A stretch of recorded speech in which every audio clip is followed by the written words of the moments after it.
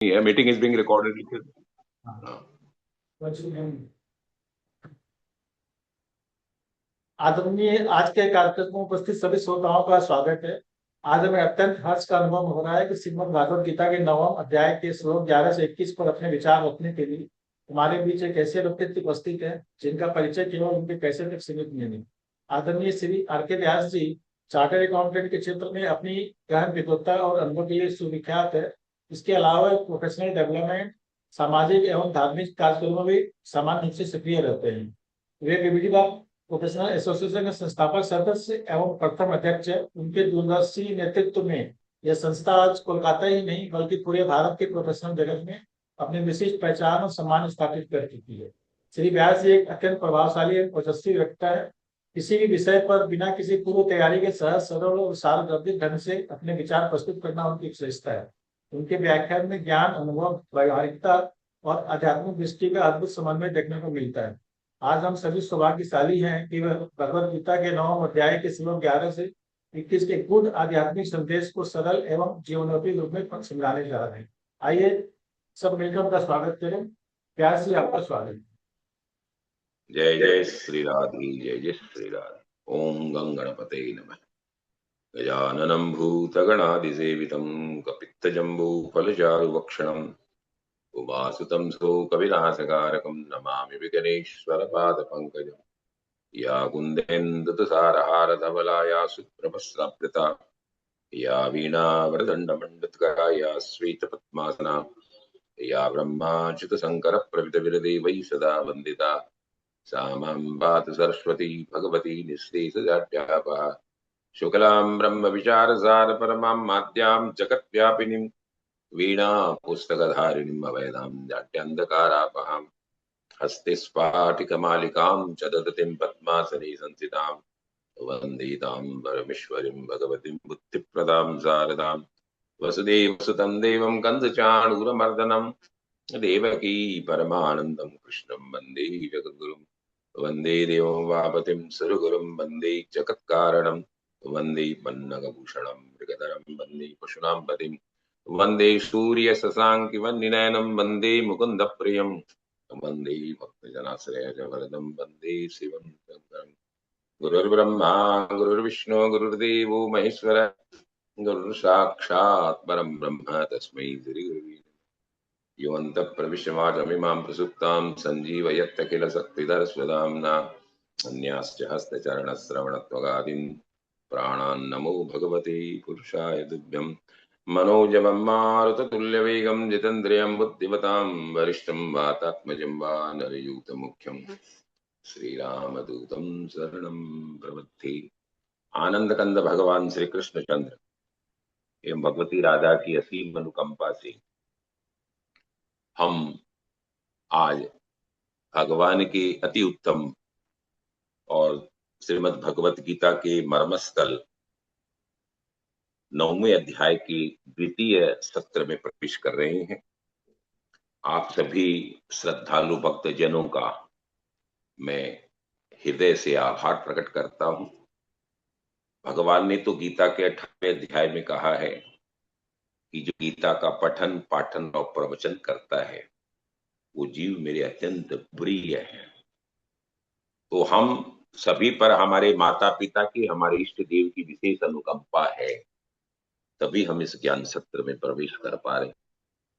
और जो लोग इस सत्र के उपरांत भी जो डिजिटल मोड से रिकॉर्डेड यूट्यूब के माध्यम से भी जो लोग इसको श्रवण करते हैं, मनन करते हैं, वो सब भी अभिनंदनीय हैं।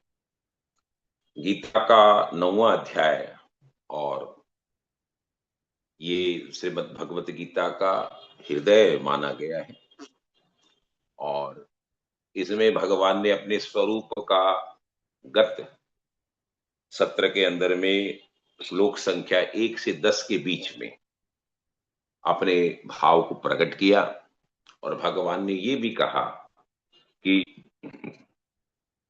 जो कर्मों में आसक्ति रखते हैं और उदासीन होते हैं, आसक्ति तो कर्म बांधती है और जो कर्म से उदासीन होते हैं वो कर्म से बंधते नहीं है।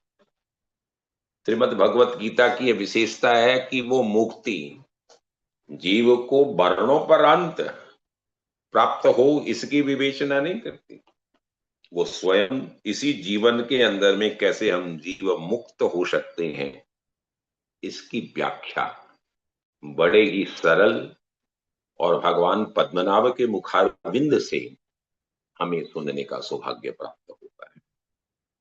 स्वयं भगवान ने और अपने सार्वभौमिकता का परिचय देते हुए गत कई अध्यायों के अंदर में हमें कर्मयोग के माध्यम से अपने जीवन को कृतार्थ करने की पद्धति का निरूपण किया। हम श्रीमद् भगवत गीता के द्वितीय षटक और जिसमें हम भक्ति योग में प्रवेश करते हैं उस भक्ति योग का चरमोत्कर्ष जिसका क्लाइमैक्स है और राजविद्या राजगुह्य के रूप में भगवान ने 9वें अध्याय के अंदर में अपने मन की सारी बातें बिना किसी पूछे हुए जिज्ञासा के और जीव के कल्याणार्थ अर्जुन को प्रतीक रूप में सामने रख करके और जीवन के मूलभूत सिद्धांतों को हम कैसे श्रेयस्कर बना सकते हैं इसकी व्याख्या की है। 11वें श्लोक में प्रवेश करते हुए ठाकुर क्या कहते हैं, अवजानन्ति मां मूढ़ा मानुषिम तनुमाश्रितम परमम भाव जानतो मम भूत महेश्वरम। ठाकुर यहां क्या कहते हैं कि जो मेरे परम भाव को नहीं जानते, मेरे स्वरूप को नहीं जानते, मेरे विराटत्व को, मेरे इन्वेलपिंग नेचर के विष्णुत्व को जो नहीं जानते, ईशत्व को नहीं जानते, वो मूढ़ है। क्योंकि ठाकुर तो स्वयं पूरी दुनिया की सृष्टि के मालिक हैं, इसीलिए उन्हें हम भूत महेश्वरम कहते हैं। ठाकुर ने यहां कहा क्योंकि मैं क्या हूं, भूत मतलब प्राणी। संस्कृत वांग्मय में भूत को प्राणी कहा गया है, इसलिए मैं सबका मालिक हूं। सृष्टि की रचना मैं करता हूं, उसका पोषण करता हूं, उस सृष्टि को पुनः विलीन भी मैं कर देता हूं। लेकिन लोग जो कि मूढ़ है वो मुझे मनुष्य के रूप में देखकर जब मैं अवतार ग्रहण करता हूं, चाहे कृष्ण हो, चाहे राम हो या परशुराम हो या बौद्ध हो, नरसिंह हो, वामन हो, तो भगवान की विभिन्न अवतारों की जैसे नारायण की हम कथा देखते हैं वैसे ही भगवान शिव के जो रुद्र के एकादश अवतार है उसके अंदर में भी हम जब उन्हें मानवीय रूप में देखते हैं तो ये हमारी मूर्खता है। क्योंकि ठाकुर ही समस्त कर्मों को करने वाले, सारी सृष्टि को रचने वाले हैं, संहार करने वाले हैं। क्योंकि ठाकुर का अवतार होता भी कैसे है, हमने चौथे अध्याय में देखा, ठाकुर स्वयं प्रकृति के साथ में मिल करके प्रपंच के माध्यम से अवतार ग्रहण करते हैं। तो जब प्रकृति को ठाकुर अपने अधीन बना करके समस्त लीलाओं का संपादन करते हैं। सहयोग जरूर प्रकृति का लेते हैं लेकिन प्रकृति उनके अधीनस्थ रहती है। हम जितने सांसारिक जीव हैं वो प्रकृति के अधीन हैं, हम गुणों के अधीन हैं, हम प्रपंच और माया के अधीन हैं। ठाकुर स्वयं मायापति है, ठाकुर गुणातीत है, तीनों सत्व रज तम तीनों गुणों से ऊपर है। ठाकुर प्रकृति से भी ऊपर है क्योंकि वो अव्यय है, अविनाशी है, अखंड है।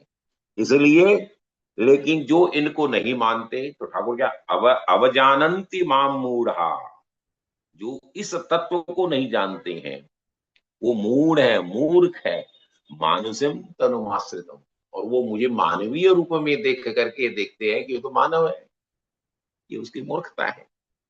तो क्या होता है कि जो इस विराटत्व को, इस भगवान के स्वरूप को जो नहीं जानते हैं उसका फल क्या है, वो मानते नहीं तो उन जीवों का कल्याण होता नहीं, उन जीवों की मुक्ति नहीं होती। पुनरपि जननम पुनरपि मरणम, इस चक्र के अंदर में वो जीव पड़ा रहता है। तो ठाकुर है महेश्वरम, भक्तों के ऊपर में कल्याण करने के लिए ही, करुणा के कारण वशीभूत होकर के ही ठाकुर मानवीय अवतार लेते हैं, शरीर ग्रहण करते हैं। लेकिन इस बात को न समझते हुए जो भगवान को अवतार के रूप में ही ठाकुर को मानव और देहधारी मानते हैं, वो भाव को नहीं जानते, भगवान के स्वरूप को, उनके दिव्य भाव को, उनके सर्वोत्कृष्ट भाव को, जो उनका एक फंडामेंटल नैसर्गिक भाव जो भगवान का है, उसके प्रति उनकी श्रद्धा नहीं है, उनकी निष्ठा नहीं है। तो ठाकुर क्या बोलते हैं कि ऐसे मनुष्य का कभी उद्धार होता नहीं है। वो तुच्छ समझते हैं और अपनी योग माया से संसार के उद्धार के रूप में ही मनुष्य के रूप में ठाकुर विचरते हैं। वो मुझ परमेश्वर को, मुझ परम सत्ता को वो एक साधारण मनुष्य मानते हैं, क्योंकि ठाकुर द्वैत भी है, ठाकुर अद्वैत भी। लेकिन श्रीमद् भगवत गीता अद्वैत सिद्धांत का निरूपण करते। हमारे वेदांत में सोलो और ड्यूट, सोलो है अद्वैत और द्वैत है ड्यूट फॉर्म, जहां जीव और परमात्मा भिन्न मानते हैं, और जहां परमात्मा और जीव एक साथ होता है उसे हम सोलो कहते हैं, वो अद्वैत है। तो दोनों फिलॉसफियों का प्रपाउंडिंग भी, उनका एम्प्लीफिकेशन भी हमारे वेदांत में आता है। लेकिन श्रीमद् भगवत गीता अद्वैत के सिद्धांत का ही निरूपण करती है। तो ठाकुर कहते हैं निर्गुण निराकार जो ठाकुर है वो परम सुंदर और दिव्य कलेवर लेकर के सतचित्त आनंद स्वरूप में विभिन्न अवतारों के माध्यम से हम जीवों का रंजन करने के, हमारा कल्याण करने के लिए जिस स्वरूप में हम हमारी आकांक्षा, हमारी कामना भगवान के सामने प्रकट करते हैं, ठाकुर वैसे हैं। स्वयं यशोदा ने मनु और शत्रुपा के रूप में जब ठाकुर जी की प्रार्थना की थी, तो वासुदेव जी ने, यशोदा ने, ठाकुर ने क्या क्या देव की कि हमें लाला के रूप में, तुम बालक के रूप में प्राप्त हो, तो भगवान स्वयं बालक रूप में उनके यहाँ अवतीर्ण हो। ठाकुर को जिस भाव से हम भजते हैं, ठाकुर अपना स्वरूप, अपना आकार, प्रकार, अपनी लीलाएं उसी तरीके से अपने भक्त के अनुरूप उसका रंजन करने के लिए ठाकुर अवतार ग्रहण कर लेते हैं। और लेकिन जीव अपने अज्ञान से, अहंकार के कारण ठाकुर को मानव मानता है, तो उसका जो तिरस्कार करता है। तो ठाकुर केवल मानव नहीं है, ठाकुर से परे, क्योंकि जितने भी अंडज, उद्बीज, स्वेदज, वनस्पतियां, जितने भी नर नारी जिस स्वरूप में आप देखते, विराटत्व भाव पे ठाकुर ही ठाकुर का स्वरूप है। ये हम अपने आप का अकल्याण करते हैं। हम छोटे छोटे व्यवहारों के द्वारा छोटे छोटे कामों में फंसे रहते हैं, तो हमारा जीवन व्यर्थ होता है। इसके विपरीत जिनके पास सच्चा ज्ञान है, जिनके पास भगवान की अनन्य भक्ति है, वो ठाकुर को परम शक्ति के स्वरूप में मानते हैं और उसी प्रणम्य भाव से अपनी दृष्टि के समक्ष उनका जो साक्षात्कार होता है, वो परम सत्ता के स्वरूप में। ठाकुर बोलते आगे, इसी को और आगे ले जाते हुए, मोघा सा मोघ कर्माणु मोघ ज्ञाना विचेतस है, राक्षसी मासुरीम चेव प्रकृतम मोहिनी। आगे ठाकुर क्या कहते हैं, हमारे ऐसे भी बहुत से लोग हैं जो आसुरी प्रकृति के, जो राक्षसी प्रकृति के, जो मोहिनी प्रकृति के हैं। वो क्या करते हैं, वो अमूढ़ व्यक्ति, क्योंकि ये मूढ़ों की कैटेगरीज है, वो व्यर्थ ही और इस तरीके से भगवान को उस रूप में जानते हैं कि प्रकृति के द्वारा मोहित, मानवीय स्वरूप के अंदर भगवान है, लेकिन है नहीं। वो भगवान के वास्तविक स्वरूप को जो श्रद्धायुक्त नहीं देखते, जो उनके प्रति उनका वो भाव नहीं है, निष्ठा का, श्रद्धा का, प्रेम का, तो वो उन्हें मानवीय स्वरूप के अंदर में अपना व्यर्थ जीवन ही व्यतीत करते हैं। पशु पक्षी जलचर नभचर जितने भी भगवान के ये माया के द्वारा रचित प्रकृति के अधीन होकर के जो भगवान एको हम बहुश्याम है, जो वेद कहता है कि ठाकुर एक थे। अब ठाकुर के मन में ही आया कि हम भी थोड़ा सा हंस ले खेल लें और हमारा रंजन कर लें, तो ठाकुर ने बहुश्याम है, उन्होंने अपने आप को मैनिफेस्टेशन किया विराटत्व भाव में अलग अलग रूप।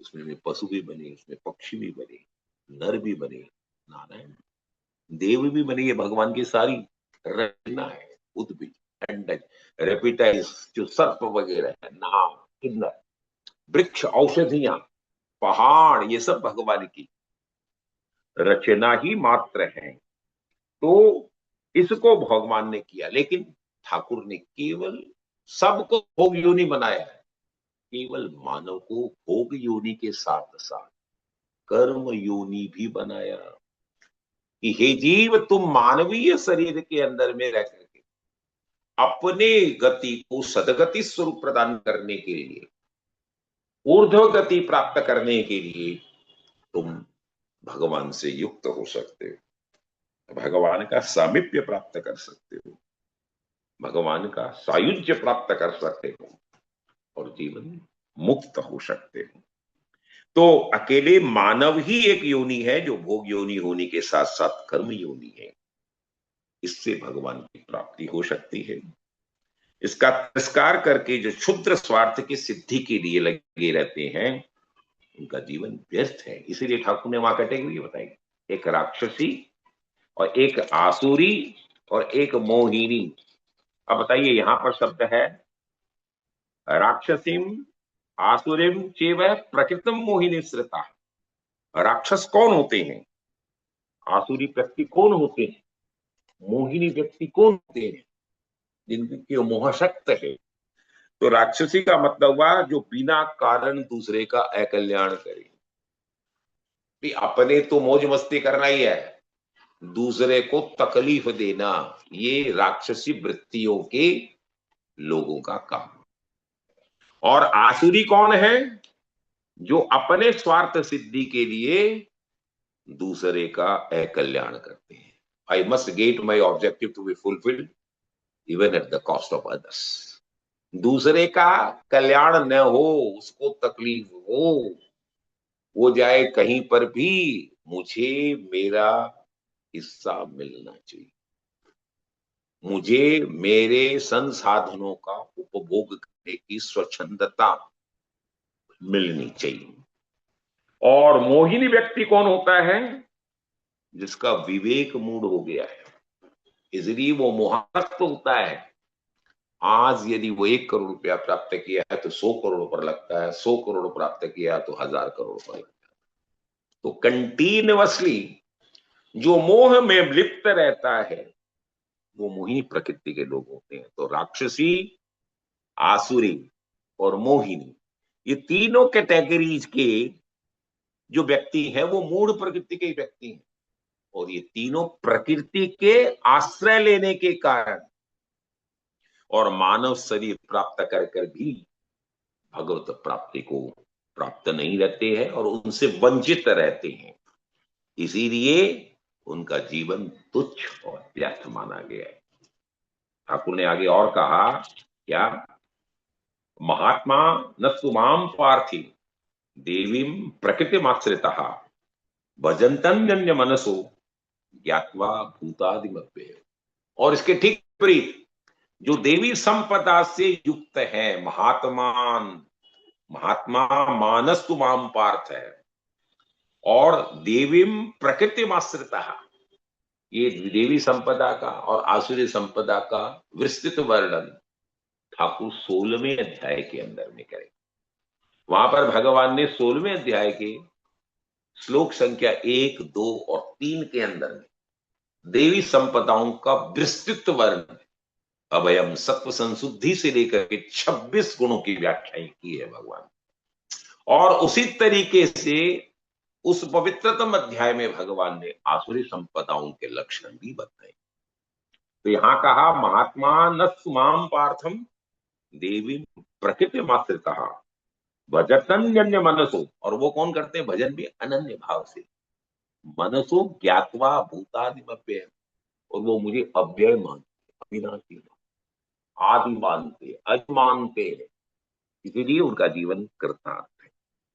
महान आत्माएं जो उदार हैं, जो ज्ञानी हैं, जो अनन्य भक्त है भगवान के, वे देवी प्रकृति का आश्रय लेते, और महात्मा अनन्य मनसा से, यहां लिखे अनन्य मनसा, अनन्य मनसा से वो क्या करते हैं, नित्ययुक्त होकर के मेरा भजन करते। अनन्यता का मतलब क्या है, कोई दूसरा नहीं, मेरे तो गिरधर गोपाल, दूसरों न कोई। मीरा की अनन्य भक्ति के अंदर में वो ठाकुर के अलावा, जिसको गिरधर मानती है, जिसको गोपाल मानती है, उसके अलावा और किसी के प्रति उसका समर्पण नहीं, उसकी निष्ठा नहीं है। यह है अनन्यता। अनन्य का भाव क्या है, अनन्य आप देखेंगे आगे के भी श्लोकों के अंदर में भगवान ने अनन्य की व्याख्या, 9वें अध्याय के 22वें श्लोक, जो महानतम पवित्रतम श्लोक है भगवान की अंडरटेकिंग का, अनन्या चिंतयन्तो माम ये जना पर्युपासते तेषाम नित्याभियुक्तानाम योगक्षेमम अम्यहम्। भगवान कैसे अंडरटेकिंग देते, देते किसके लिए, जो अनन्य है, जो किसी दूसरे को नहीं, मेरे तो गिरधर गोपाल दूसरे कोई, ठाकुर मैं तेरा हूं और तुम मेरे हो, इसके अलावा केवल प्रपंच है, ये माया है, ये केवल जीवन के लोक व्यवहार का एकमात्र प्रहसन, एक नाटक। तो जब तक ये अनन्यता का भाव नहीं आता है, तो मैं तो कोई दूसरों को आश्रय का मुझे अवलंबन करना ही नहीं है। मेरे को तो यदि आश्रय लेना है तो ठाकुर का ही आश्रय लेना है। तो अनन्यता में क्या होता है, चित्त में वही हो सकता है जो प्रभु के अतिरिक्त अन्य किसी सत्ता को मानता ही नहीं, और सबके अंदर में भगवान की विराटत्व भाव का, भगवान का ही दर्शन करता है।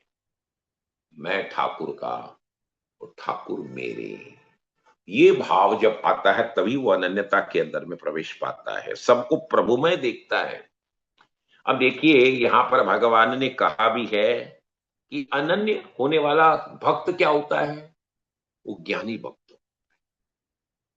हमने भक्तों की व्याख्या 7वें श्लोक के अंदर में देखी, जहां भगवान ने वर्णन किया कि मेरे भक्त 4 प्रकार के, एक आर्थ, जैसे गजेंद्र को हम लोगों ने देखा, दूसरा हरार्थी, जो केवल रुपया पैसा विभिन्न संकल्प और कामनाओं की पूर्ति करना चाहता है,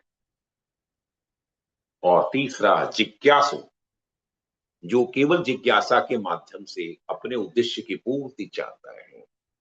लेकिन ठाकुर बोलते हैं चौथा मेरा एक भक्त और है, वो है ज्ञानी, और ज्ञानी भक्त ठाकुर बोलती है मेरा अत्यंत प्रिय है, क्योंकि वो मेरा ही स्वरूप है। इसलिए ठाकुर कहते हैं कि जो भक्त ज्ञानी भक्त हैं, जो प्रभु की आत्मा है, वो 2 विलक्षणों से, 2 विशेष लक्षणों से जाना चाहता है। उस अनन्यता के भक्तों के लक्षण क्या होते हैं, कि ठाकुर सभी भूतों के आदि कारण है। यहां पर देखिए भाई, यहां शब्द भी प्रयोग किया है, भजंतन अनन्य मनसो ज्ञात्वा भूतादिमव्ययम्, सभी भूतों का अज्य है, उनको उत्पन्न करने वाला है। दूसरा, उसका कभी नाश होता ही नहीं, अव्यय है, कभी घटता नहीं है। हम व्यय कहते हैं शब्द में खर्च को, तो जब हम 100 रुपए लेते हैं, उसमें से हमने 20 किया तो 80 बचा, फिर 60 किया तो 20 बचा, फिर 18 खर्चा किया तो 2 बचा। तो ये व्यय प्रक्रिया के अंदर में हमेशा उसका नाश है, उसका खंड खंड भाव है। लेकिन ठाकुर अव्यय है, वो कभी भी कम होते ही नहीं है, उनका कभी खंड खंड स्वरूप है ही नहीं, वो अखंड है, वो अविनाशी है। इसलिए ठाकुर क्या है कि दूसरा लक्षण है कि ठाकुर अव्यय है, अविनाशी है। हम सभी को देवी संपदाओं से युक्त होकर के, अनन्य चित्त होकर के ठाकुर इस श्लोक के माध्यम से बताना चाहते हैं कि हमको भगवान के समस्त प्राणियों का अधिकार और अविनाशी जान करके ठाकुर का भजन करना चाहिए। देखिए, भजन प्रक्रिया की विस्तृत रूपरेखा भगवान ने श्रीमद् भगवत गीता के 9वें अध्याय के अंदर में रखी कि जीव कि किस तरीके से मुझे भज सकता है। इसलिए और आगे के अंत में भी भगवान 9वें अध्याय में बताएंगे कि तुम मुझे प्रसन्न करने के लिए जीव, तुम कुछ भी मुझे अर्पण करेगा तो मैं उसे स्वयं चाव से, प्रसन्नता से, प्रोवाइडेड, उसमें कंडीशन है, अन्यथा चाहिए। इसलिए उसमें ठाकुर आगे, हम गीता के 9वें अध्याय में आगे जब हम हमारी यात्रा को भगवती राधा रानी की कृपा से रखेंगे तो पत्रम पुष्पम फलम तोयम, ठाकुर क्या कहते हैं, जो मुझे पत्र दे दे उसे भी मैं ग्रहण कर लेता हूं, जो मुझे पुष्प दे दे। कुछ नहीं है, घोर दरिद्रता का समावेश जिस जीव को अपने पूर्वा कर्मों के कारण हुआ है, वो कम से कम जल भी दे दे, पत्रम पुष्पम फलम तोयम, तो ही शब्द है संस्कृत का, तो भगवान उसमें भी प्रसन्न हो जाते। तो देखिए, भजन करने की भी विभिन्न विधियों के प्रति और भगवान को अर्पण करने के प्रति भी अनन्य भाव की विस्तृत रूपरेखा ठाकुर यहाँ पढ़ रहे। आगे ठाकुर 14वें श्लोक में कहते हैं, सततम कीर्तयन्तु माम यतन्तश्च दृढ़व्रतः नमस्तस्य च माम भक्ता नित्य युक्ता उपासते। कैसे है, कुछ भक्त ऐसे हैं जो सतत कीर्तन करते हैं विदाउट इंटरप्शन की, अनइंटरप्टेड, सतत मतलब लगातार, उसमें खंड नहीं है, अखंड भाव है। इसलिए कोई आवश्यकता नहीं कि आप मंदिर में बैठे माला लेकर के चले, आप जब भी चलो आपके श्वास के अंदर में केवल भगवान का स्मरण हो, भगवान का कीर्तन हो, तो उसको याद करना, उसकी कीर्ति को फैलाना, उसकी कथाओं को कहना, लोगों से सुनना, ये भी कीर्तन का स्वरूप है। तो सततम कीर्तयन्तो माम यतन्तश्च दृढ़व्रतः, और दृढ़ भाव से। तो ठाकुर क्या कहते हैं, ठाकुर भक्त जो होता है भगवान की लगातार कीर्तन करता है। एक आता कीर्तन और एक आता संकीर्तन। संकीर्तन के अंदर में विभिन्न वाद्य यंत्रों का प्रयोग होता है, जिसमें हम झांझ, ढोल, मृदंग इनका प्रयोग करते हैं, वो संकीर्तन है। उसमें उद्घोष होता है, उसमें वाणी मुखरित होती है। कीर्तन में इसकी आवश्यकता नहीं है। तो कीर्तन का मतलब ही है कीर्ति का विस्तार। तो ठाकुर की कीर्ति का विस्तार क्या है, भगवान की विभिन्न लीलाओं का हम रंजन करते हुए उसका गान करें। और ये कीर्तन भी अलग अलग तरीके से हो सकता है। ज्ञानी कैसे करता है, ज्ञानी भक्त के स्वरूप का ध्यान करके। हमारी यति है, सन्यासी हैं जो हिमालय में कंदराओं में, गुफाओं में, समुद्र के किनारे में, कोस्टल रूट्स के अंदर बैठे हुए, वो भगवान का केवल ध्यान हो करके और कीर्तन करते हैं। उनके स्वरूप का ध्यान करना, उसका मनन करना, उसका चिंतन करना, ये ज्ञानियों का कीर्तन है। हमारे यहां श्रीमद् भगवत गीता के उपसंहारात्मक जो 18,000 श्लोक की श्रीमद् भागवत गीता है, उसे के 13वें स्कंद के अंतिम अध्याय के अंदर में भी भगवान का इतना सुंदर निरूपण और वेद व्यास जी महाराज ने किया है कि आप सोच नहीं सकते। तो वहां पर भगवान के अलग अलग रूप वर्णन है। यो ब्रह्मा वरुणेन्द्र रुद्र वरुतस्तुन्वन्ति दिव्यस्तवै वेदै सांग पदक्रमोपनिषदै गायन्ति यं ध्याना वस्ति तदगदेन मनसा पश्यन्ति यं योगिनो यस्यान्तं न विदुः सुरा सुरगणा देवाय तस्मै नमः। भगवान को सुर, असुर, देव सब तरह के लोग भजते हैं। और ज्ञानी ध्यान अवस्थित तदगति, मन में भगवान का ध्यान लगा करके और उसका कीर्तन करते हैं। अलग अलग लोगों के कीर्तन करने का भी अभ्यास है। और ऐसे ही योगी जो होते हैं वो ठाकुर का ध्यान करते हैं, और जो शरणागत है भगवान के, शरणागति को, प्रपन्नता को, प्रपत्ति को जो अपना अवलंबन बना करके चलते हैं, वो भगवान के स्वभाव का विचार करते हैं कि भगवान का क्या भाव है, क्या है ठाकुर का स्वभाव, क्या है।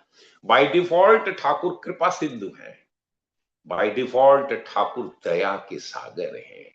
इसीलिए उनके शब्द का प्रयोग होता करुणा वरुणालय। वरुणालय क्या है, समुद्र, और करुणा के जो समुद्र हैं, करुणा की जो सिंधु है, ये है भगवान का। तो ऐसे शरणागत जो भगवान प्रपत्ति के भाव को लेकर के चलते हैं, वो भगवान के स्वरूप का ध्यान करते हैं। और प्रेमी जो होते हैं, वो ठाकुर के रूप और ठाकुर की विभिन्न लीलाओं का चिंतन और मनन कर करके और भगवान का कीर्तन करते हैं। जो भक्त हैं, प्रेमी भक्त हैं, वो उसको उस स्वरूप में भजते हैं। इसलिए कीर्तन लेकिन सततम होना चाहिए। ऐसा नहीं कि आज रविवार है हम आराम कर लें, आज मैं बीमार हूं इसलिए कर नहीं सकता। हर क्षण हर स्वरूप के अंदर, हमने 8वें अध्याय में भी ठाकुर ने कहा कि जीव कैसे अपने कलेवर को छोड़ते समय मुझे याद कर सकता है, तो वहां पर भी ठाकुर ने कहा कि तुम हमेशा तस्मात सर्वेषु कालेषु मामन स्मर युद्ध च। हे जीव, तुमको क्या करना है, सभी कालों में मेरा स्मरण करना है। तस्मात सर्वेषु कालेषु, ऐसा नहीं कि सुबह में है तो रात को नहीं, दिन में नहीं, सोच भी नहीं है, सोच में भगवान को जिस भी व्यवस्था के अंदर में हो आप उसको करें। इसलिए उसका कीर्तन भगवान का होना चाहिए लगातार, और को साथ साथ में भगवान को बिना आलस्य के, बिना किसी प्रमाद के, और आगे का यतंतश्च दृढ़व्रता, यत्न पूर्वक। माने ऐसा नहीं कि यार आज तो क्या है, बरसात आ रही है, भगवान का क्या, बहुत गर्मी पड़ रही है, क्या भगवान का भजन, ऐसा नहीं। इन आलस्य को, इस प्रमाद को छोड़ कर यत्न पूर्वक हम, और दृढ़व्रत होकर के, माने हमारी जो चेष्टा है, हमारी निष्ठा है, वो भगवान के प्रति जो श्रद्धा है, वो पूर्णतया दृढ़ होनी चाहिए, दृढ़व्रता। और नमस्यंतश्च माम भक्ता नित्य युक्ता उपासते, दृढ़व्रत होकर के ही मेरी उपासना करे। और जो हमने व्रत ले लिया है, जो हमने संकल्प किया है, उस संकल्प की पूर्ति के लिए हम सतत दृढ़ता के साथ निश्चित रहे, हम दृढ़व्रती बने, तब हम भगवान का कीर्तन नित्ययुक्त होकर के नमस्कार करना। नमस्तंतश्च माम भक्ता, और भगवान को क्या करते हैं, ठाकुर बोलते हैं मुझे नमस्कार करो। नमस्कार में क्या है, जब आप अपने सिर को नीचे झुकाते हैं किसी को प्रणाम करने से, तो हमारे अहंकार का विलीन भाव आता है। जब हम अहंकार से चित्त हो जाएंगे, तो ठाकुर क्या बोलते हैं कि मुझे प्राप्त करने के अंदर में सबसे बड़ा आवरण यदि किसी जीव का है तो उसका अहंकार है। इसीलिए ठाकुर बोलते हैं कि मैं अपने भक्तों का अहंकार देखना नहीं चाहता हूं। अहम वैश्वानरो भूत्वा, ठाकुर बोलते हैं मैं स्वयं अग्नि बन करके उस अहंकार को खा, जो श्रेयस्कर मेरा भक्त का भाव चाहिए, जिसमें उसका कल्याण है, वही क्रियाओं का संपादन में उस जीव के द्वारा करवा। आपने श्रीमद् भागवत में कथा सुनी होगी कि भगवान नारद जी ने जाकर के कहा कि मैं स्वयं ठाकुर से विवाह करना चाहता हूं। ठाकुर ने कहा अच्छा। भगवान ने लेकिन अनंतो गत्वा नारद का विवाह नहीं करवाया, उसे कपि स्वरूप बना दिया, क्योंकि भगवान ये जानते थे कि इसमें अहंकार, भक्ति का उन्माद आ गया है नारद के अंदर, इसके अहंकार को गलित करना। इसलिए नमस्तंतन च माम भक्ता, तुम्हें अहंकार से हट कर, डुअरशिप जो है ना हमारे अंदर में, कृतत्व का अभिमान है कि मैंने आज इतना बड़ा कारखाना खड़ा किया, मैंने आज इतनी बड़ी अट्टालिकाएं बना दी, मैंने इतना बड़ी प्रसिद्धि प्राप्त की, मैं इतनी सी संस्थाओं का अध्यक्ष बन गया। ये जो अभिमान है, अहंकार है, ठाकुर से नहीं चलता।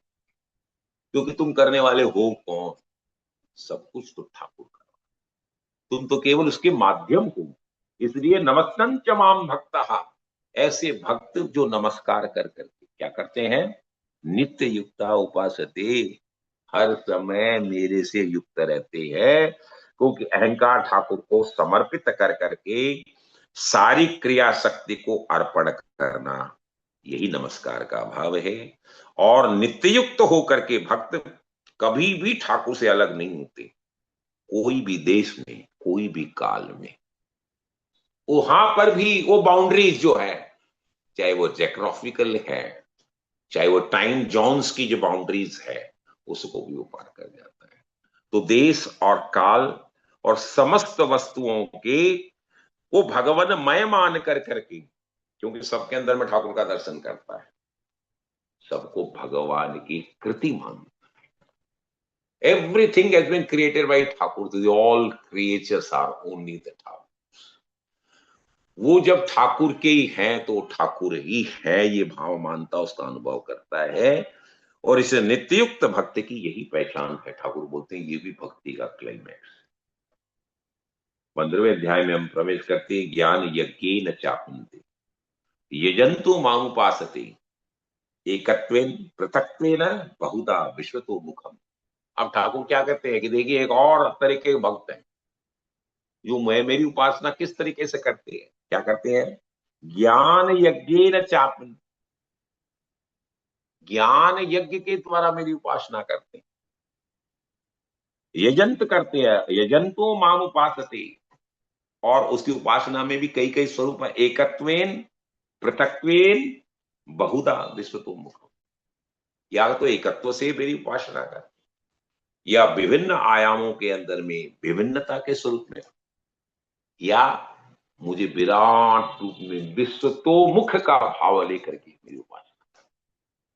देखिए यहां पर शब्द आया है ज्ञान योग, ज्ञान यज्ञ, ज्ञान यज्ञ न। तो ये क्या है? ज्ञान यज्ञ क्या है? हम जो अभी गीता का सत्र कर रहे हैं, ज्ञान सत्र है, ये अनंतोगतवा ठाकुर का ज्ञान यज्ञ है। भगवान की लीलाओं की कथा, उसका श्रवण, उसका मनन, उसका उच्चारण, उसका प्रवचन, इसी तरीके से विभिन्न शास्त्रों का पठन, अनुशीलन, मनन, ये मात्र केवल ज्ञान यज्ञ है। तो ठाकुर क्या करते हैं कि कुछ लोग भगवान की उपासना ज्ञान यज्ञ के द्वारा करते हैं। ज्ञान बुद्धि प्रधान है और विचार प्रधान है, क्योंकि इसके अंदर में हमारे मन के भाव है, उसके अंदर में ठाकुर का प्रवेश। और यज्ञ कर्म प्रधान है, तो मैं जैसे बोल रहा हूं, आप सुन रहे हैं, ये क्या हो रहा है? ये यज्ञ है, ये कर्म। हम बुद्धि के द्वारा भगवान की दिए हुए मंत्रमय वाणी का विस्तारीकरण कर रहे हैं अपनी अल्प बुद्धि के द्वारा, भगवती राधा रानी के आशीर्वाद से। तो यहां पर ज्ञान और यज्ञ दोनों का समावेश होता है।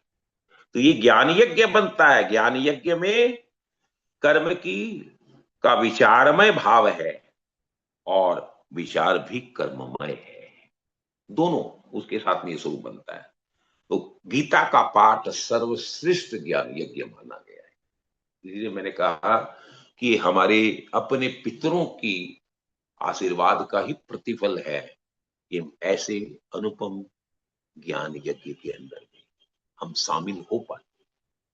इसलिए ठाकुर बोलते हैं कि ये जो ज्ञान यज्ञ है वो मेरे लिए अत्यंत प्रिय है, क्योंकि भगवान ने गीता के 18वें अध्याय में कहा भी है, 70वें श्लोक में जाकर हम जैसे आगे आगे चलेंगे तो भगवान ने उसकी बहुत सुंदर व्याख्या की है। ज्ञान यज्ञेन तेना हम इष्ट, क्या कि वो ज्ञानम यज्ञ के द्वारा मेरी उपासना कर। तो हम ये जो ज्ञान यज्ञ के माध्यम से गीता के सत्र में जो हम विवेचन कर रहे हैं, एकमात्र भगवान की उपासना ही। क्योंकि ठाकुर के अपने शब्द हैं ये, ज्ञान यज्ञ न तेना हम इष्ट है, तेना हम इष्ट है। वो इष्ट मतलब मेरी उपासना, ये केवल मेरा ही स्वरूप माना गया है। कुछ लोग एकत्व की उपासना करते हैं, एक साथ एकांत में बैठ करके भगवान की उपासना, जैसे कंदराओं में, गुफाओं में, जंगलों में, अरण्यों के अंदर में लोग उपासना करते हैं। कुछ लोग हैं जो पृथकत्व से अलग अलग स्वरूप में मेरी उपासना करते हैं, कोई सर्वतोमंडल के माध्यम से, कोई नवग्रह के माध्यम से, कोई षोडश मात्रिका के माध्यम से भगवान के विभिन्न मंडलों की उपासना पद्धति की अर्चना आदि के द्वारा विविध रूप से उपासना करते हैं। लेकिन अनंतो गत्वा बहुधा विश्वतो मुखम, लेकिन जो ज्ञानी है, कुछ जो भक्त हैं, वो मुझे ऐसा भी मानते हैं कि वासुदेव सर्व, सब कुछ ठाकुर ही है, इसलिए विश्वतो मुखम, वो विराट स्वरूप में परमेश्वर की उपासना करते हैं। मैं उसमें ही हूं। जब वासुदेव सर्व है तो मैं भी उसी में हूं कि नहीं? मैं क्या उससे अलग हूं? I can not be differentiated from the almighty. यदि मैं ठाकुर का अंश हूं तो मैं उसके परिवार का सदस्य हुआ कि नहीं हुआ? ममेवांशो जीवलोक जीवभूत सनातन है। इसलिए ठाकुर के अंशी होने के चलते तो ठाकुर की उपासना केवल भाव प्रधान है। देखिए यहां पर अलग अलग पृथक भाव से भगवान ने उपासना पद्धति का, भक्ति का निरूपण किया है। तो भगवान क्या है? भाव प्रधान है। हमारे यहाँ भक्ति भी, जो भगवान की हम उपासना करते हैं, उसमें भी हमारे पंच भाव प्रधान माने गए। पंच भाव क्या है? हम भी जैसे भगवान की जब पुष्पांजलि के साथ में हम अपने भाव प्रकट करते हैं तो क्या करते? त्वमेव माता च पिता त्वमेव त्वमेव बंधुश्च सखा त्वमेव त्वमेव विद्या द्रविणम त्वमेव त्वमेव सर्वम मम देव देव। हम भाव में क्या मानते हैं? माँ, हे ठाकुर, तुम मेरी माँ हो, तुम मेरे पिता हो, तुम मेरे बंधु हो, तुम मेरे सखा हो। और लास्ट में कहते हैं ठाकुर मैं क्या बोलूं, कितना बोलूं, सब कुछ तो ठाकुर तुम मेरे। इसलिए हमारे भाव भी पांच, चैतन्य महाप्रभु ने ये गौड़ीय परंपरा के अंदर भी उन्होंने भक्ति के पांच प्रकार बताए। हमारे पांच भाव। एक भाव है जिसके अंदर में है शांत भाव, आदमी निर्लिप्त उदासीन होकर के ठाकुर को भजन। एक भाव है दास्य भाव, जैसे हनुमान जी महाराज ने भगवान रामभद्र को अपना मालिक माना, इसलिए उसमें दास्य भाव आता है। सख्य भाव, जैसे अर्जुन ने भगवान का सखा माना। और हमारा चतुर्थ भाव आता है वात्सल्य भाव, जैसे माता यशोदा ने, भगवती देवकी ने, कौशल्य माता ने भगवान को अपना लाला, अपना बालक माना, इसलिए वहां पर वात्सल्य, वो ठाकुर को अपने पुत्र मान। और इससे भी ऊपर एक भाव है, वो है कांता भाव, जहां स्वयं मीरा ने उस भाव के द्वारा भगवान को अपना पति देव माना। तो हमारी ये पंच भाव की उपासना भी हमारे इस उपासना पद्धति के अंदर में, भजन करने की विधियों के अंदर में आती है। इसलिए जो जिस भाव में ठाकुर को भजना चाहे, ठाकुर आपको चॉइसेस देते हैं। एकत्वेन पृथक्वेन बहुधा विश्वतो मुखम, तुम जो जिस तरीके से जीव चाहो तुम मुझे भज सकते हो। अब अपने विराटत्व का भाव और आगे अग्रसर करते, विस्तारीकरण करते हुए ठाकुर 16वें अध्याय में करते, अहम कर तुम रहम यज्ञ है, स्वादाहम औषधम, मंत्रो अहम अहेमाज्यम, अहम अग्निरहम हुतम। यहाँ पर भगवान ने यज्ञ के माध्यम से विभिन्न कलाओं के अंदर, और ये बहुत सुंदर भाव हमारे सामने में प्रकट किया है। क्या कहा कि इसमें देखिए कितने बार मैं शब्द का प्रयोग। श्री भगवत गीता के अंदर में भगवान की करुणा का एक साक्षात्कार हमें यदि देखने को मिलता है तो 9वें अध्याय की इस 16वें श्लोक के अंदर, जहां पर भगवान हर जगह मैं शब्द का प्रयोग करते हैं। क्या करते हैं? कर्तुम अहम, मैं क्या हूं? कर्तुम हूं, यज्ञ हूं, स्वदा हूं, औषधि हूं, मंत्र हूं, आज्यम मतलब उसका घी हूं, अग्नि हूं, और हवन रूप क्रियाओं का होत हूं, क्या नहीं हूं। यज्ञ के माध्यम से ठाकुर ने कहा कि तुम विराटत्व भाव को देखो अर्जुन, तो सब कुछ का स्वरूप जो है वो केवल मेरा ही मेरा है। क्या कहते हैं? अब यहां पर एक शब्द प्रयोग आया, कर्तुम। वैदिक यज्ञों के लिए शब्द का प्रयोग आया कर्तुम, और स्मार्त यज्ञों के लिए प्रयोग आया यज्ञ। तो ठाकुर बोलते हैं कि जो वैदिक यज्ञ क्रियाएं हैं वो भी मैं हूं, वो जो स्मार्त अपने रंजन के लिए, विभिन्न कामनाओं की पूर्ति के लिए जो यज्ञ करते हैं वो यज्ञ भी मैं हूं। और साथ साथ ठाकुर ने ये भी कहा कि यज्ञ की जितनी भी सामग्रियां हैं यज्ञ के रूपक में, वो सब मैं हूं। वैदिक यज्ञ में हूं, नॉर्मल यज्ञ मैंने स्मार्त यज्ञ में हूं, उसकी स्वधा जो पितरों को देने वाला जो यज्ञ किया जाता है उन्हें हम स्वधा यज्ञ कहते हैं। हम स्वाहा करते देवताओं को, स्वाहा स्वाहा स्वाहा, ये देवताओं के प्रति जब हम अर्पण करते समय हव्य का इस मंत्र का उच्चारण करते हैं।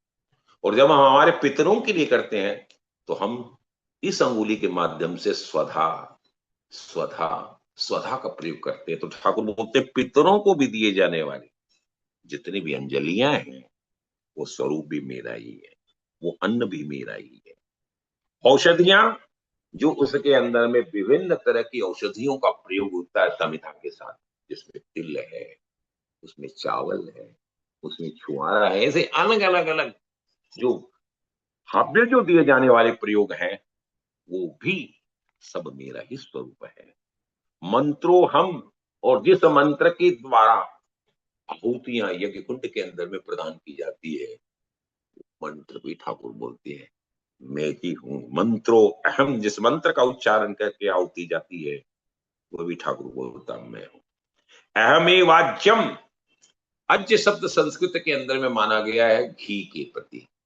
जो घी के माध्यम से हम तिल, जौ आदि औषधियों को हम समिधा के साथ में हवन कुंड में प्रवेश करवाते हैं, वो घृत भी ठाकुर बोलते हैं मेरा ही स्वरूप है, क्योंकि वो गाय के दही से बेलोनी के माध्यम से निकलता है और वो भगवान की परमाध्या गौ माता है। इसलिए अहम वाज्यम घृतम, जिसकी आहुति दी जाती होगी, और अहम अग्निम, और उसमें जो अग्नि प्रकट होती है जिसके मुखारविंद के अंदर वे ये सारी हव्य सामग्रियां प्रदान की जाती है भगवान को, ठाकुर बोलते हैं वो अग्नि भी मेरा ही स्वरूप है। और आगे क्या कहते हैं? अहम हुतम, जो उसमें डाला जा रहा है जितनी भी सामग्रियां हैं वो भी मैं हूं, ये सब कुछ मैं हूं। इसीलिए तो ठाकुर बोलते हैं अहम विश्वतो मुखम, इसीलिए मेरा विराट स्वरूप में पूरी दुनिया जो तुम्हें दिख रही है सब मेरा ही स्वरूप है, क्योंकि विश्व का जितना भी रंजन करने की क्रियाएं हैं तो मेरी उपासना को इस तरीके से कर सकते। 17वें अध्याय श्लोक में हम प्रवेश करते हैं। पितामहश्च जगतु, माता धाता पितामह। अब देखिए भगवान बायोलॉजिकल रिलेशनशिप में जब आते हैं तो बोलते हैं बालक तेरा पिता भी मैं, तेरी माता भी मैं, और दादा भी मैं, क्योंकि भगवान अज है कि जितनी भी सृष्टि चल रही है उसको उद्गम देने वाला एकमात्र ठाकुर क्या है कि एको हम बहुश्याम, जब मैं एक था तो मैंने जब मन में विचार और कल्पना की कि अब मैं अनेक रूपों में प्रकट हो जाऊं तो ठाकुर अलग अलग रूप में प्रकट हुए। इसलिए बहुश्याम स्वरूप में ठाकुर का रूपक आया। तो ठाकुर क्या करते? पितामहस्य जगतु, जगत का दादा परदादा सड़दादा, क्योंकि ब्रह्मा को प्रकट मैंने किया और ब्रह्मा का बाप कौन? उसको भी प्रकट करने वाला मैं। तो पितामह, पितामह शब्द का प्रयोग विधाता के लिए किया जाता है, ब्रह्मा के लिए, उसका भी प्रकट करने वाला उसकी माता में, पिता में, पितामह में वेद्यम पवित्र ओंकार ऋक्षाम विदजुरी वचय। और हे जीव आगे देख, वेद्यम वेदों को जानने वाली सारी ज्ञान की प्रक्रिया को हम वेद्यम कहते हैं। और विभिन्न मंत्रों के साथ में पवित्रतम ओंकार शब्द का, जो नाद शब्द का प्रयोग किया जाता है, वो स्वरूप भी मेरा ही है। ऋग्वेद, सामवेद और यजुर्वेद जो हमारे त्रिवेद हैं, वो भी बोलते हैं ठाकुर मेरा ही स्वरूप। मैं ही सबका पिता हूं, मैं ही सबकी माता हूं, पोषण करता पालन करता हूं, मैं ही सबका पिता और दादा हूं। जो संबंध से तुम मुझे जोड़ना चाहे, जैसे मैंने अपने आप को भाव प्रधान बताया कि लोग भगवान को कोई सखा मानता है, कोई उसे मालिक मानता है, मीरा उसे कांता मानती है। इसलिए स्वयं अर्जुन और उद्धव जिसे सखा मानते हैं, हमारे योगी उसे शांत भाव में उसकी उपासना उस तरीके से करते हैं। हमारे पंच भाव प्रधान के अंदर में भी भगवान का वैसा ही स्वरूप है। तो तुम भी जीव मुझे माता मान, पिता मान, दादा मान, जिस भाव से तुम मुझे जुड़ना चाहता है तुम जुड़ सकता है। और तुम भगवान से जोड़ना चाहो उसी तरीके से तुम जुड़ सकते हो, लेकिन वो भाव तुम्हारा दृढ़ होना चाहिए, उसमें अनन्यता होनी चाहिए, उसमें श्रद्धा के साथ निष्ठा का संपूर्ण होना चाहिए। इसीलिए उसमें अनन्यता नहीं आएगी तब तक उसका भाव बनेगा नहीं। और संसार में जानने योग्य क्या है? हम हमारे सनातन धर्म के अंदर में हमारे प्रथम साहित्य को वेद मानते हैं, जो भगवान के श्वास है, उच्छ्वास है। क्योंकि वेद को भगवान नारायण का स्वरूप माना गया है, तो स्वयं वेद भी भगवान से प्रकट हुए हैं। तो जो कुछ जानने योग्य भी है इस धरा पर, वो केवल मात्र परमात्मा ही है। तो वेद्यम, जानने योग्य यदि कोई चीज है तो वो केवल, और सब में उसमें भी संसार में पवित्रतम कौन है? वो भी परमात्मा ही है। इसलिए उसको बोलते हैं पवित्रम। पहले वेद्यम, फिर पवित्रम, फिर ओंकार, और उसके बाद में आगे ठाकुर ने कहा कि सारे उपनिषदों में भी कहा गया है कि सब, यदि कोई परमात्मा का संबोधन है, यदि कोई नाम है तो वो ओंकार है। आप देखिए, ओंकार हमारी सनातन धर्म की ही नहीं, सब विभिन्न संप्रदायों की माता है। यदि आप स्वयं सिखिज्म के अंदर में भी जाइए तो गुरु ग्रंथ साहब के अंदर में भी आप देखेंगे वहां पर ओंकार शब्द का प्रयोग। नवाकार मंत्र में भी, जैन साहित्य में भी हम प्रवेश करते हैं तो वहां पर भी ओंकार का प्रयोग है। सनातन धर्म में तो ओंकार है ही। इसी तरीके से जब हम बौद्ध साहित्य में भी प्रवेश करते हैं तो वो वहां पर भी ओंकार का ही प्रवेश माना गया है। तो वैदिक, जैन, बौद्ध, सिख आदि जितनी भी हमारे अलग अलग संप्रदाय सनातन धर्म के अंतर्गत आने वाले हैं, आज वो भले ही अपने आप को अलग माने लेकिन इनकी सबकी मां सनातन है। तो हमारी ओम सांझी हमारी संपदा है, बिना ओम के कुछ नहीं। इसलिए वो भी ठाकुर का ही स्वरूप है। ठाकुर बोलते हैं वे ऋग्वेद हैं, वे यजुर्वेद हैं, वही सामवेद हैं। अब देखिए, ये भी भगवान का सच्चित्त आनंद स्वरूप है। ऋग में विभिन्न उपासना पद्धतियों का ज्ञान का वर्णन है, यजुर्वेद के अंदर में विभिन्न क्रियाओं का वर्णन है। तो एक तरफ ज्ञान, एक तरफ कर्म। और सामवेद के अंदर में स्वर लहरी और आनंदमय कोष का वर्णन है, जिसको आनंद कहते हैं। तो सतचित्त आनंद स्वरूप ज्ञान, भक्ति और वैराग्य का जो त्रिपुटी है, ये भगवान परमात्मा के स्वरूप के अंदर में हमें देखने को मिलता है। 18वें में हम प्रवेश करते हैं। गतिर भरता प्रभु साक्षी, निवास है शरणम सुरहत, प्रभव प्रलय स्थानम, निधानम बीजम अव्ययम।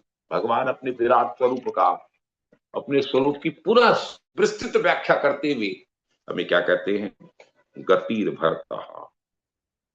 अनंतो गत्वा, हमारी गति क्या होनी चाहिए? हम चाहते हैं कि इस जीव को सदगति प्राप्त हो। तो हम अनंतो गत्वा जो गति की हम व्याख्या करते हैं, जो कामना करते हैं, जो आकांक्षा करते हैं, वो केवल और केवल परमात्मा ही है। भरता है, भरण पोषण करने वाले सबका। आज आप देखिए, एक छोटे से छोटे जीव का भी भरण पोषण परमात्मा। पेड़ों पर रहने वाले घोंसलों के अंदर में छोटे छोटे बच्चे, उनके लिए भी दाना पानी आदि की व्यवस्था ठाकुर कर। तो सारे जीव की, चाहे वो कीट है, पतंग है, सर्प है, नाग है, पशु है, पक्षी है, नर और नारी है, सबकी भरता, उसका भरण पोषण करने वाला एकमात्र परमात्मा है। प्रभु सबका स्वामी है। अनंतो कथा जब कोई भी आपदा विपदा तकलीफ के अंदर में जाता है तो ठाकुर के पास से शरणागति का भाव प्राप्त करता है। तो उसका अनंतो कत्वा ठोर जो है, गंतव्य जो है, वो केवल मात्र ठाकुर ही है।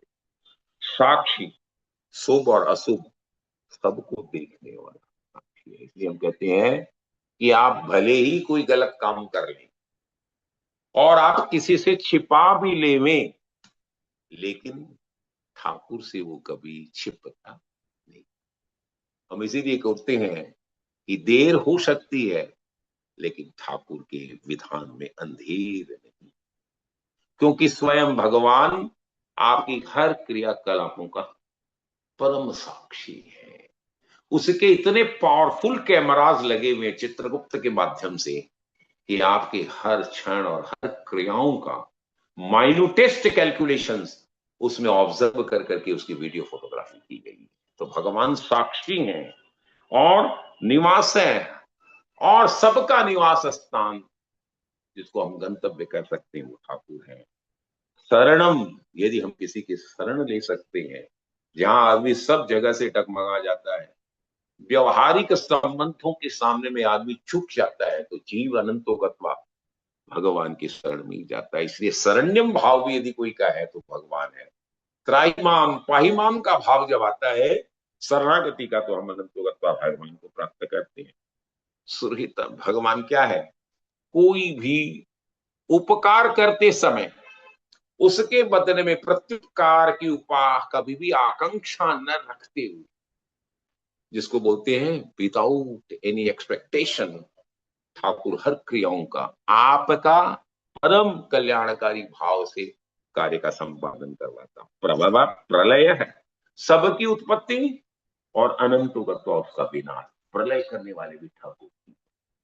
स्थानम, स्थिति का आधार, ये जितनी भी सृष्टि है उसको किस तरीके से बैलेंसिंग आर्ट कर करके उसको चलाने वाला भी ठाकुर है। निधानम, निधान हम कहते हैं जो प्रलय काल में भी संपूर्ण भूत सूक्ष्म रूप से जिसमें लय हो जाता है, उसको हम निधान कहते हैं। अव्ययम, अविनाशी, जिसका कभी कोई नाश नहीं होता, जो एटम के भी कितने छोटे से छोटे नानत्व भाव को आप देखिए, न्यूट्रॉन प्रोटॉन आदि से भी सूक्ष्म भगवान का जो स्वरूप है। बीजम माने मैं उसका बीज हूं। ये दुनिया की जितनी भी प्रपंच माया प्रकृति के स्वरूप को आप देख रहे हैं, उसका आधारभूत भाव वो ठाकुर का ही है। तो ठाकुर की विराटता देखिए, गतिर भरता प्रभु साक्षी, निवास है शरणम सुरक्षत, प्रभव प्रलय स्थानम, निधानम बीजमव्ययम। भगवान की विराटता का भाव। आगे क्या करते हैं ठाकुर, और आगे बोलते हैं, देखो तुम प्रकृति के रूप में देखो क्या देखते, तपाप्यम अहम वर्ष है।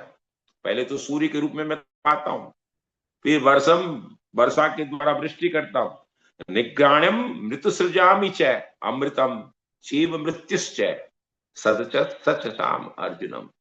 मैं सूर्य के रूप में तपता हूं, वर्षा के द्वारा उसका आकर्षण करता हूं, और फिर उन्हें उत्सृज क्या करता हूं, निग्रह, पहले उनको लेता हूं, लेने के बाद पुनः उनको कंडेंसन कर करके बादलों के माध्यम से और जन करता हूं, क्या करता हूं, उत्सर्ज करता हूं, पुनः देता हूं, बरसाता हूं। अमृतम चीव मृत्युश्चय, मैं अमृत का भाव भी मैं हूं, तो जिनको तुम चिरंजीव भाव से मानते हो, हमारे यहाँ जैसे चिरंजीव माना गया कि हमारे सप्त चिरंजीव है, वो कभी मत, जिसमें भगवान हनुमान जी महाराज, परशुराम, तो इस तरीके से सप्त चिरंजीव है। और जो प्रति समय जन्म लेते हैं और पुनः मृत्यु को वर्ण करते हैं, तो उसका मृत्यु का जो भाव है, डेथ, वो भी मैं ही हूं। और अनंतो कत्वा क्या करते हैं, सतच सच्चा महार्जुन है, माने सत्य और असत, श्री ठाकुर बोलते हैं मैं ही हूं। क्योंकि यदि इनसे भी तुम भाव यदि लो, तो प्रभु ये बताना चाहते हैं, कुछ लोग मुझे नहीं मानते, नहीं समझते, वो भी ये समझ ले तो क्या बोलते हैं, त्रिविद्या मासोमपा पूत पापा यज्ञी दृष्ट्वा सर्वगतिम प्रार्थयन्ते ते पुण्य मासाद्य सुरेंद्र लोकमस्नति दिव्यान दीवी देव भोगान। कुछ लोग हैं जो सकाम यज्ञ के माध्यम से, और वो भी क्या, वैदिक यज्ञ है, अपने आप को पूत पाप पुण्यशाली तो बना लेते हैं, और देवेंद्र के मतलब इंद्र के जैसे लोगों का उपभोग भी करते हैं। उन्हें सारे स्वर्ग की सामग्रियां, सारे साधन सुविधाएं उसे प्राप्त होती हैं। ऐसे इसलिए ठाकुर बोलते हैं, लेकिन वो अनंत होगा, वह मूढ़ ही है। क्यों?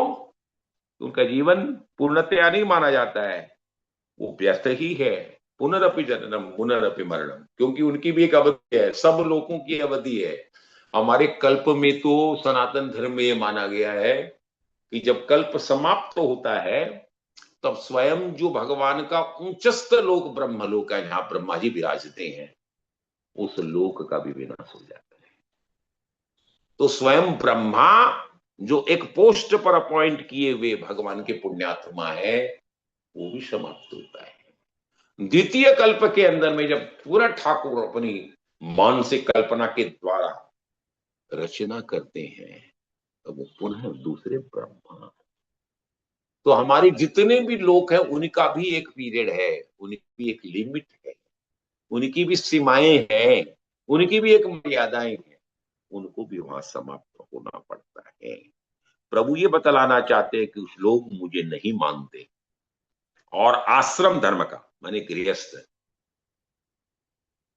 वानप्रस्थ, ब्रह्मचर्य और यति ऐसे परम संन्यास धर्म का व्यवहार करने के कारण स्वयं ही विभिन्न विधि मार्गों के द्वारा त्रिविद्या माने ऋग्वेद, यजुर्वेद, अथर्ववेद, सामवेद जैसे 4 वेद है, उसमें अथर्व को हमारा ऋग का ही एक स्वरूप माना, इसलिए वहां त्रिवेद्य का भाव आया, 3 वेदों का ही माना गया। त्रिविद्या मां सोमपा पूत पापा, क्योंकि वैदिक यज्ञ जो किए जाते हैं, उनको विद्या को मानने वाले हैं, वे वैदिक यज्ञ करके सोमपान कर, सोमपान क्या होता है, एक लता होती है, उसके रस को पान को प्राप्त करने वाले स्वयं अमर बन जाते हैं, ऐसा भाव हमारी वैदिक यज्ञों में माना गया है।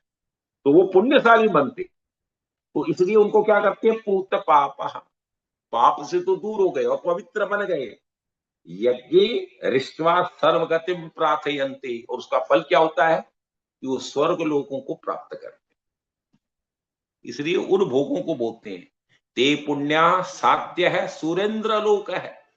इंद्र का जो लोक है, इंद्र का लोक क्या है, क्योंकि वो स्वर्ग का अधिपति है, उन लोगों को प्राप्त करता है। इसलिए जो वैदिक यज्ञ करके सोमपान कर करके पूत पाप, अपने सारे पापों को जो छीण कर देते हैं और पवित्र बन जाते हैं, वो उन पुण्यों के लाभ से पाप को ही बटोरते हैं अनंतोगत।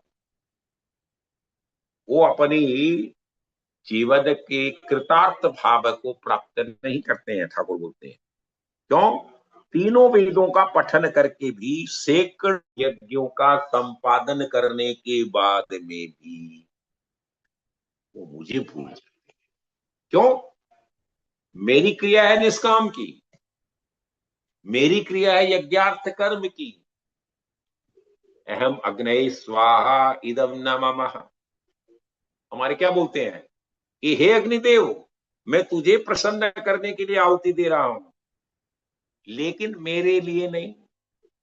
जो सकाम यज्ञ करते हैं कामनाओं की पूर्ति के लिए, वो ठाकुर से अलग हो जाते हैं, निष्काम नहीं है वो। तो जो निष्काम नहीं है वो भगवान से जुड़े नहीं है, उनकी कामनाओं की पूर्ति है, वो लोक सुख भोग सामग्री को इकट्ठा करना चाहते हैं, उसका उपभोग करना चाहते हैं। वो भूल करके लोग यज्ञ के द्वारा स्वर्ग की कामना करते हैं। कितना दुर्भाग्य है कि जो स्वयं ठाकुर को प्राप्त कर सकते हैं, जो इन सभी लोकों को रचने वाला है, जो उसका पिता है, जो उसका माता है, जो उसका पिता है, हम उसे भूल जाते हैं और इस प्रपंच और माया के अंदर में अपने आप को आवृत्त करके सुख सामग्री भोगों के साथ हम लिप्त हो जाते हैं। तो वो आकांक्षा करते हैं तो पुण्य को मानते नहीं, और वो उनके पुण्य की जगह वो पाप को ही अर्जन करते हैं। लेकिन जो मेरे स्वरूप को जानते हैं वो पाप अर्जन नहीं करते, क्योंकि एकमात्र मेरा स्वरूप ऐसा है जो निर्दोष है, उसमें दोष नहीं है, तथा अविनाशी है, अखंड है, उसमें खंड खंड नहीं, वो अव्यय है, उसमें कभी भी खर्च का भाव है ही नहीं। तो वो स्वर्ग को भी प्राप्त कर ले तो एक समय तक ही उसको भोग सकते हैं, इस समय तक उनकी गांठ में पुण्य रहता है।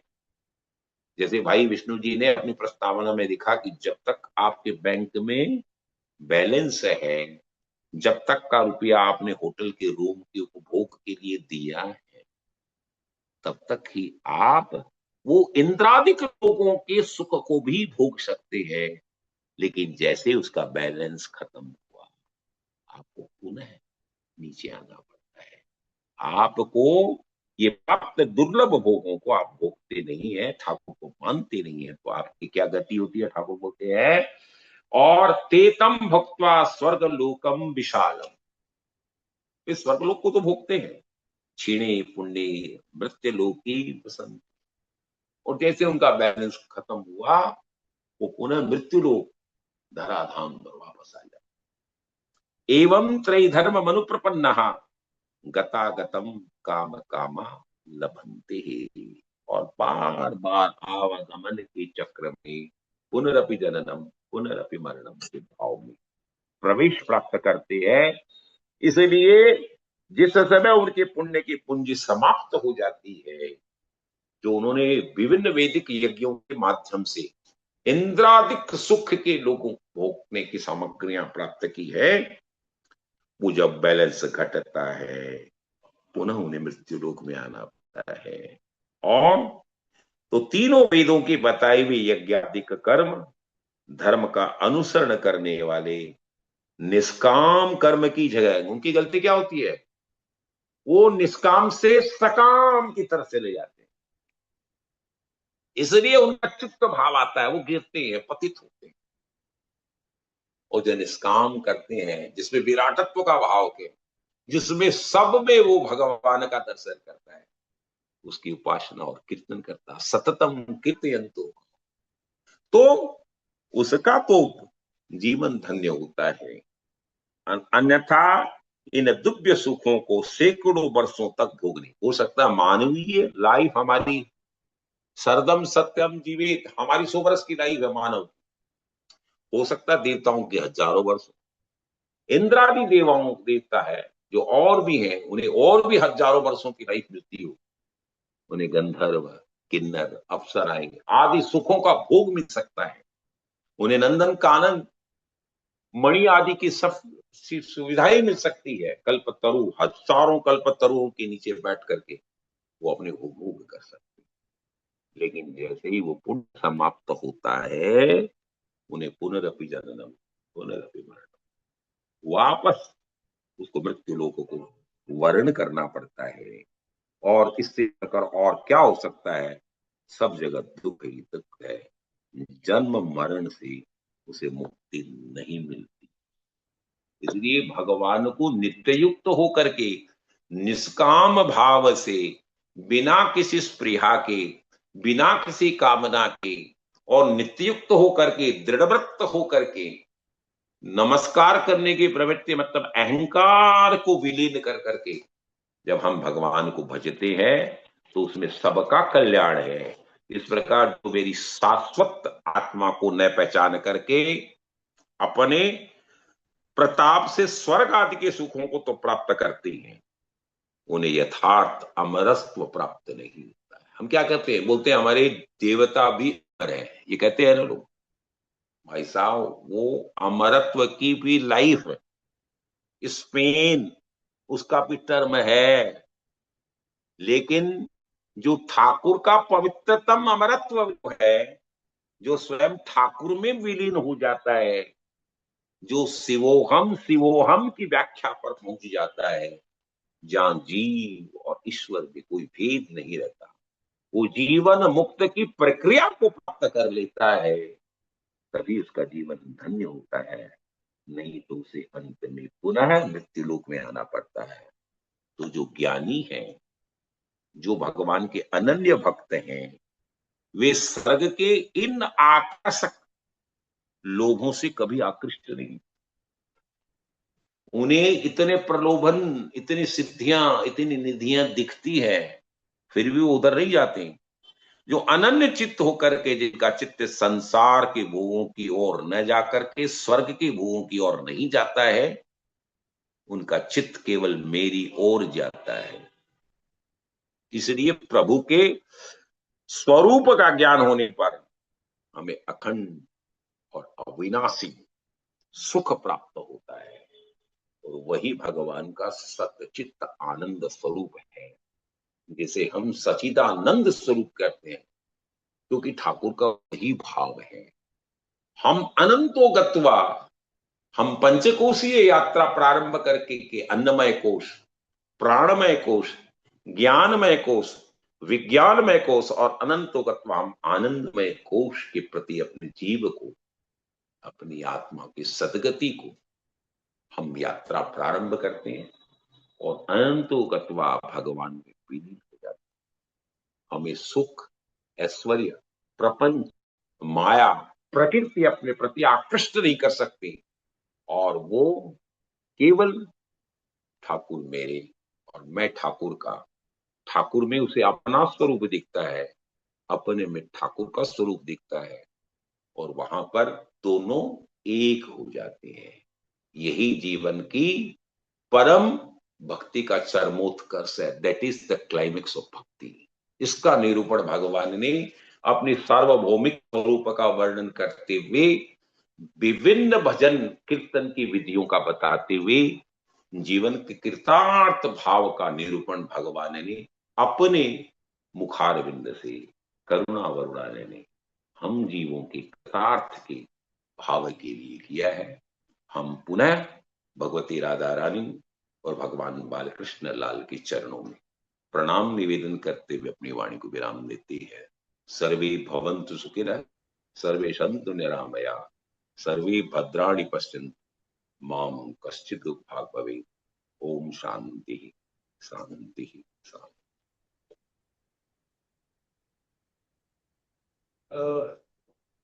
आज समय के अभाव के कारण व्यास जी प्रश्न तो करना था, लेकिन नेक्स्ट प्रोग्राम में करेंगे, समय काफी हो गया है। आज के प्रोग्राम में उपस्थित सभी श्रोताओं का हार्दिक धन्यवाद।